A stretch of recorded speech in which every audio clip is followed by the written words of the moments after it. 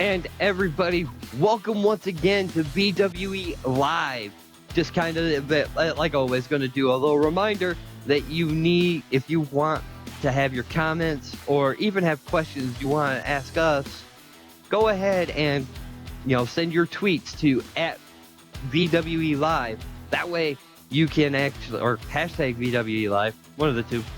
But anyway, those of you that know know Twitter, knows what I'm talking about.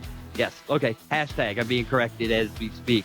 But hashtag VWE Live. That way you can actually go ahead and get your questions also put on the air and we can answer them as much as possible.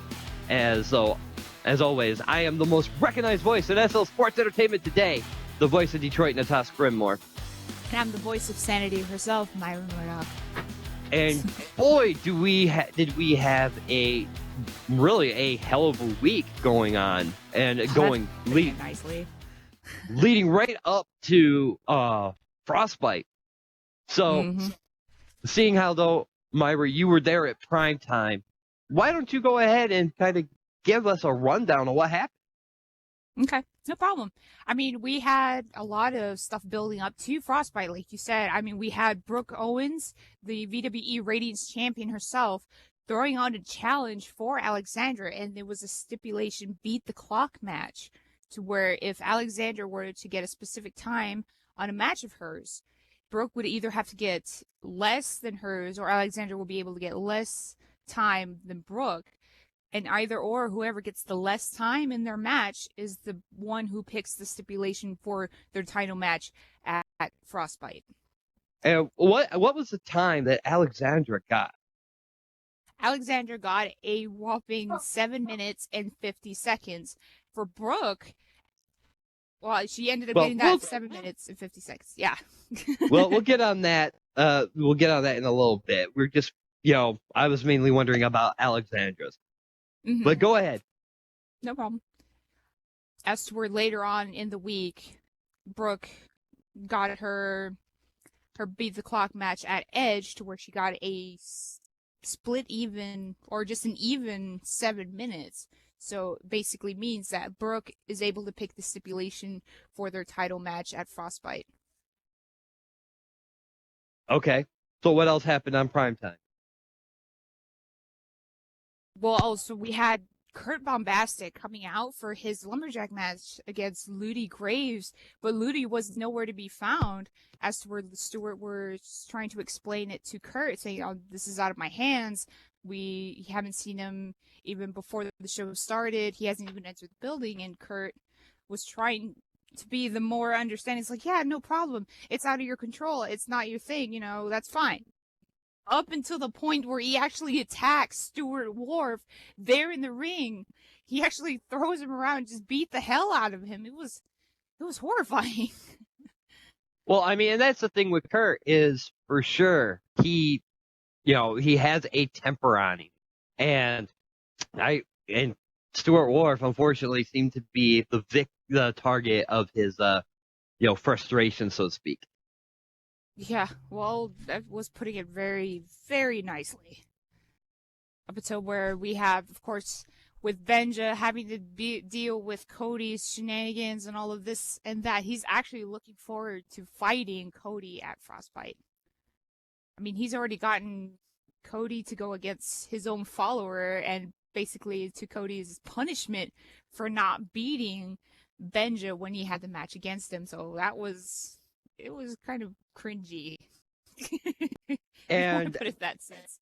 And Cody wonders why his quote unquote disciples are running low. I mean, come on now.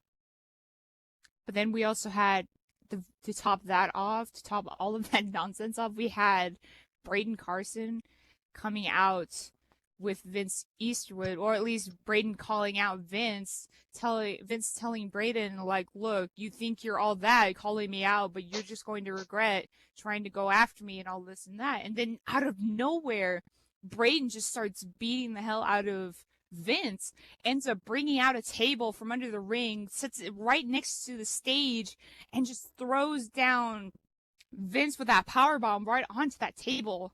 And mind you, that is just hard floor. That is no padding, no nothing, whatever. It was just all table. And that's going to be, and that's the thing. I mean, we've seen that Braden will do anything, to win that title, let alone prove that he is better. But, you know, I mean, he has spent time in jail and everything, but I think his ego has gotten just a little too big for his britches. But that's the thing about it, though, is Vince, being the human calculator, should have actually calculated that. The Crusader should have seen that coming. But True. obviously he didn't, so he paid for it. Yeah, well, when it comes to blind fury and just desperation, it becomes a little bit unpredictable to work around with, but I see what you mean.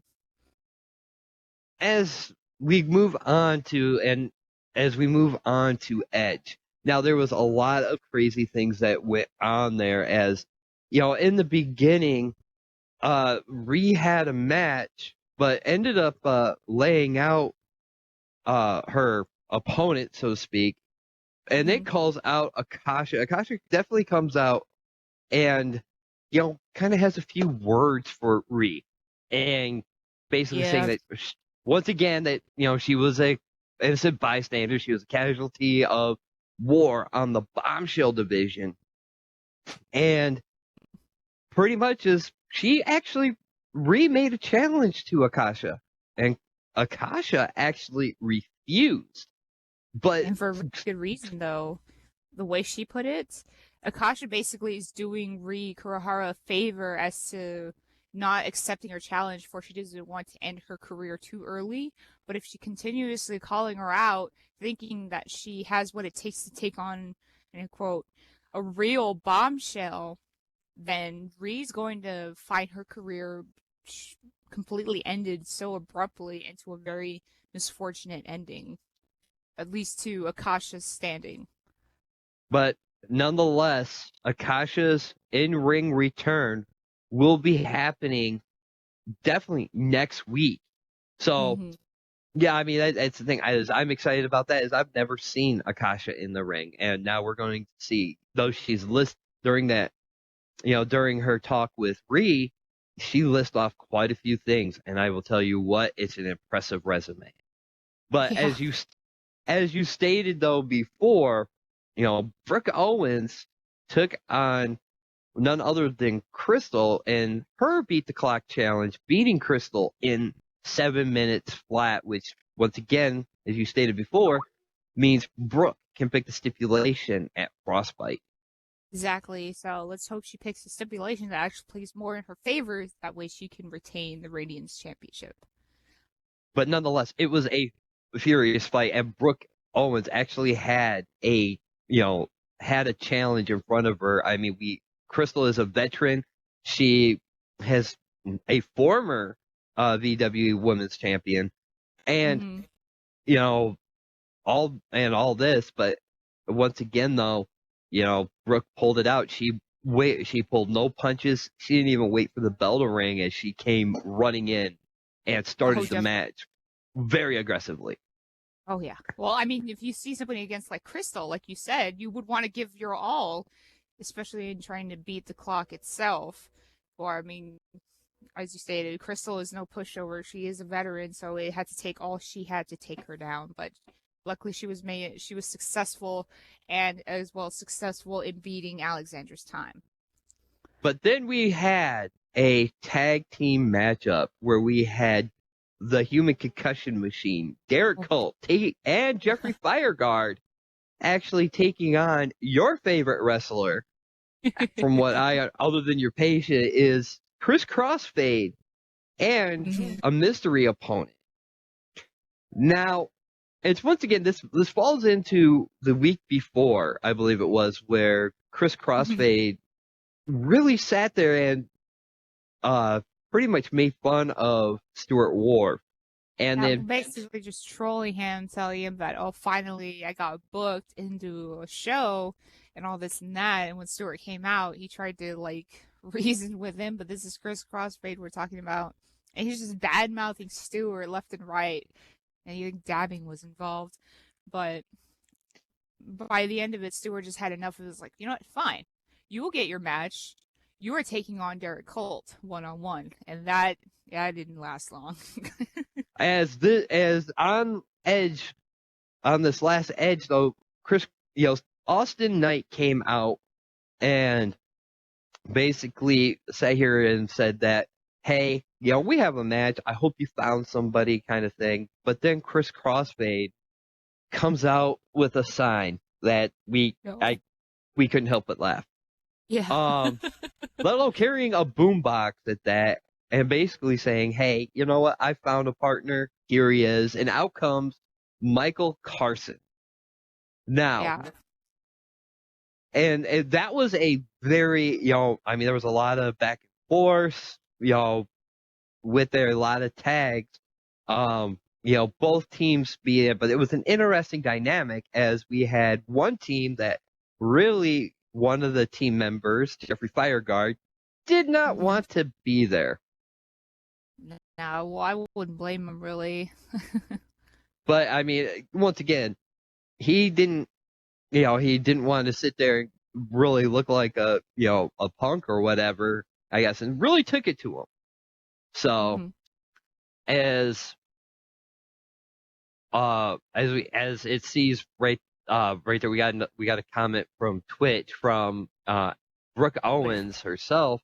Is I already know what the stipulation that I will be picking for my match with Alexandra at Frostbite. Just wait and see at primetime. So she already knows what it is. So it will definitely, but we got to wait till primetime. She's not letting any of us know. But that's kind of prize is a surprise. It's always like to say. But now with this tag match, though, there was a little surprise because seeing how Jeffrey wasn't doing, Austin didn't think Jeffrey was doing his part. He actually called out Josh Poffo, saying, "Okay, it's your turn." And Josh Poffo came out and just caught the attention of Michael Carson, who didn't care about the match after that, just went up to take care of business, so to speak. Well, yeah, his inevitable anger just kind of got the best of him. It dates back all the way to the Opportunist match. I mean, he's already mentioned to Poffo, it's like, I won fair and square. Don't know why you're lashing out at me and everything, but Poffo refuses to believe that he's going to be the stepping stone to Michael Carson's reign to any of the prestigious champions. And who knows, maybe the world heavyweight champion itself. But I mean, after week, he's been relentlessly trying to pick a fight and interfere with whatever Michael's been in, with the 6-man tag match, as well as here with the tag team match we had with Chris Crossfade. And nonetheless, Michael leaving Chris Crossfade to take care of Poffo. I mean, I know that Jeffrey didn't have really, didn't really want that, but then turned around and Chris Crossfade ended up losing as Derek got the pin for the 1-2-3. So that's how that ended, and it was very, very bad. Now we had also a rematch for Viola wanting to get her title back with that rematch clause that was in her contract, and it turned around against Christina Krovac. And I mean, I think a lot of the fans wanted to see Viola actually take that title away from Christina and hold it once again. I know you were, after her disgusting disgusting actions with Chloe Valentine, you were hoping that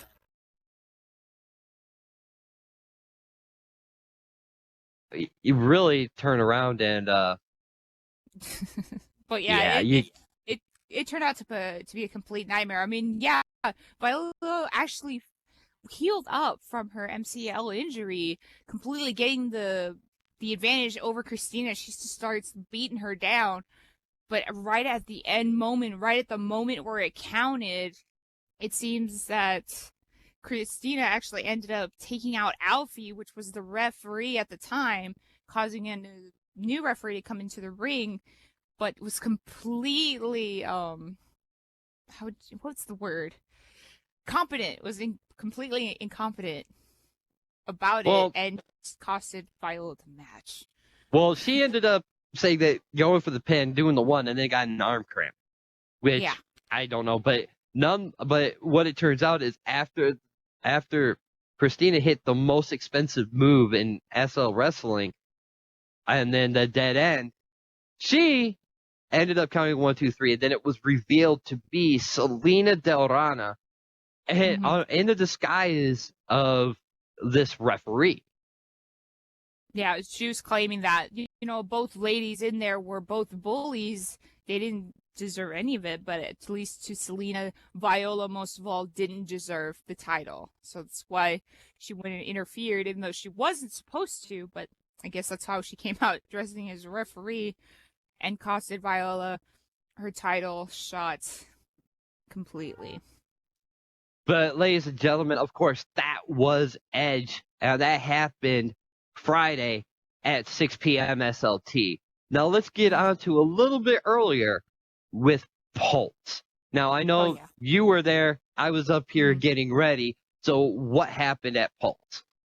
Well, we had a great challenge to start the match, to start the show off with. We had Selena Dorana herself claiming that it's good to be back on Pulse, and to start it off, she wanted to throw a grid challenge, and she threw it, and then all of a sudden, Viola Beaumont herself came out, explaining that I don't need to be here and all this and that, but she threw out a new wrestler, a debut wrestler, as if she were to get the win over Selena's challenge, she would gain a contract, a VWE contract for Pulse or even any of the other shows. But sadly, I mean, Delphine was the debuting wrestler. She was a powerhouse. I mean, Selena had a very tough time taking her down, but still, to no avail. Selena still managed to get the win over her.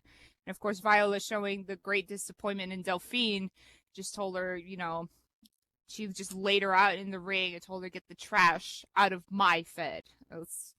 Whoa, it was intense. So so Viola made a visit to Pulse in order to really get back at Selena for Hmm. her, I guess you would say, meddling. But Yeah, but she tries now, to get back at Selena at the next prime time.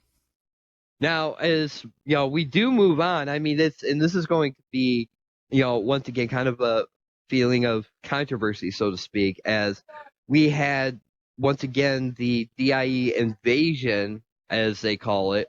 Um, Yeah. as Allison, who is on the DIE roster, is went up against Ellie. Hmm. So how'd that go? Oh man, it was intense. Although these two ladies actually recognized each other's strengths, there's also a lot of mutual respect between these two. Even after which, Ellie did save Allison from Misaki breaking her leg. So these two gave it their all, but in the end, Misaki ended up coming in from the crowd and interfered, laying out both ladies, and next thing you know, it was a complete free for all. With then Stuart Wharf had to come out to the ring, and he told them that he was tired of their fighting and all of this constant interfering. So he gave these three ladies a an alternative choice. He was going to give these three ladies a spot at the anniversary show as a tag team match, where Ellie Christensen Embers will be teaming up with Allison Danes, taking on Misaki as well as a partner of her choice. Now we had an interesting tweet that came in, as it as Ellie from Ellie Christensen Amber saying, "I am ready to fight alongside." I'm thinking that it's supposed to be Allison to take on Misaki and whoever she chooses to burn them to the ground. Yeah, that So that would be proven to be true. Although so Allison it, is a little content and a little iffy about joining with a VWE wrestler, but she gives her credit that she is one of the good ones, so she will fight alongside Ellie in taking down Misaki. and that tag match is set up for the anniversary show. I believe, as you stated. So next week we'll be Yeah. seeing that. And now, as I sat there and watched, as we have a new number one contender for the Pulse Championship. Oh yes, it turned out to be Tommaso Farnese, the Arabian Knight himself. Now we had a lot of great wrestlers in that fatal four-way. Mind you, it started out with Tommaso himself, Maven Gothley, Drake Edwards, as well as Plasma. I honestly thought Plasma was going to reign out of this, but it was just complete anarchy between these four. Now, of course, during the fight, the Crisis ended up coming out as well and telling Maven that he coincidentally has got into his tunnel vision. He's starting to interfere between what he has between himself and Knight, and Maven was completely way too busy focusing on them that Knight ended up coming out and just start attacking the Crisis, and those two were just having their own brawl onto the stage. Maven too busy focusing on that brawl that he didn't see Plasma coming out from the ring and diving through the ropes and completely crashing onto Maven as to where Drake and Tommaso were fighting it off, and Tommaso ended up getting the pin over Drake Edwards and getting the number one contendership for the Pulse Championship title. Now, among these announcements that Stuart Wharf has made, now, and that's going to be exciting though to see next week, the Crisis taking on Knight, along all these other matches that that are going to be happening, the tag match and everything. Though the biggest news is, as I remember, the biggest news is basically Pulse, the anniversary show, will be live next week. Yes. That is quite exciting. And there will be a live reaction after the show. So, I mean, I guess VWE Live, will be coming in after, will definitely be sticking around, will definitely be happening right after the show, once again, like always, as that is definitely exciting news, as I'm sure that, every one of the wrestlers are excited about that. And, but it's also going to be excited about their matches, as well as it's going to be live streamed on YouTube, like VWE Live. Oh, definitely. I can't wait. I mean, we already got 2 great matches lined up, and quite a way to celebrate the anniversary of Pulse itself. And that is definitely, I mean, the Pulse title is on the line. Once again, we'll have that tag match of Ellie and Allison taking on Misaki, and of course we have her opponent of her choice. Mm-hmm. Okay, go ahead and read that. As we have a comment saying that DIE has no place. If I was in Pulse, I'd take them out one by one. From @CodyHooley, of course. And there is a question, coming in from Twitter, going, how bad is Knight going to brutalize the Crisis next week? He's going to show why Pulse is his show on its anniversary. Would you like to answer that question? Sure, by all means. I mean, it goes without saying he will beat the living tar out of the Crisis. That goes without saying. But how he takes that, fight, how he takes that brutality is beyond my own control, beyond my own way of thinking, or even just logic-wise. I can't really say. I mean, this is the Crisis we are talking about. So if he wants to go to that extent, by all means, let's just hope he tries to knock him out, or else he's going to regret not doing so, for he will possibly fall victim to that. Who's to say? Well, and that's going to be the thing. I mean, it is basically Knight, as he stated before, Knight has become his obsession. Now, that goes to show that obsession could be a bad thing, or it could be a good thing on either case. And I honestly, right now, he's just, let alone, I believe, watching, from up here while I was getting ready, or at least listening, he made a comment in that promo that Knight don't know who he's infected. Yeah, I don't know if that is a mind game or if that is fact because of the fact of the crisis is what it is. Mm-hmm. But But of course, definitely. ladies. Oh, go ahead. Go ahead. Of course, ladies and gentlemen, we have more prime time lined up for you this week, as well as Edge, and of course, the anniversary of Pulse itself on the 19th, or at least this coming Sunday now. And also, to top it all off, we have Frostbite at 5 p.m. SLT here, of course, at Empire City Coliseum on February 24th.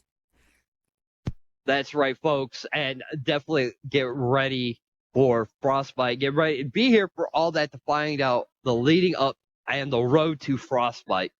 So definitely come on down at 5 p.m. SLT to Empire City Coliseum. And make sure you bring your coats because revenge is best served cold. Oh, yeah. But if that, I'm sure right now that's all we really have for you folks tonight. And once again, like I always say, like all good things, they must come to an end. And I know, I'm sure they would love to hear us talk more, but we've covered what we have. We covered what we covered. That was the recap, folks. Mm-hmm. But make sure you are here Wednesday at 5 p.m. SLT, Friday at 6 p.m. SLT, and of course, Sunday at 1 p.m. SLT to see Primetime Edge in the anniversary show of Pulse, and definitely be here at Frostbite February 24th at 5 p.m. SLT. So until then, folks, I've been your your co-host. Some old habits die hard, but your co-host right for this edition of VWE Live, the most recognized voice in SL Sports Entertainment today, the voice of Detroit, Natasha Grimmore. And I've been the voice of sanity herself, Myra Murdoch. So we will see you guys at one of the shows or here next week. So until then, good fight, good night.